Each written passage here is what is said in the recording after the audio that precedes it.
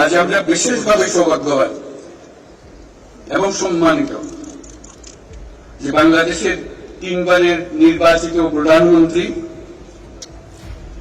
বীর মুক্তিযোদ্ধা শহীদ রাষ্ট্রপতি জিয়াউর রহমানের স্ত্রী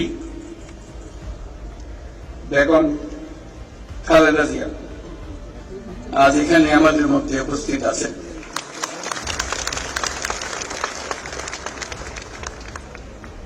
এক যুগ ধরে তিনি এই মহাসম্মেলনে অংশগ্রহণ করার সুযোগ পান নাই, আজকে সুযোগ পেয়েছেন। আমরা সবাই আনন্দিত এবং গর্বিত যে আমরা এই সুযোগ দিতে পেরেছি আপনাকে।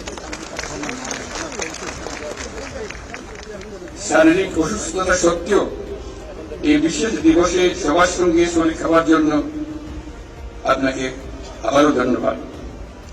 আমরা তার আশু রোগমুক্তি কামনা করছি এবং এই অনুষ্ঠানে বিশেষভাবে স্বাগত জানাচ্ছি।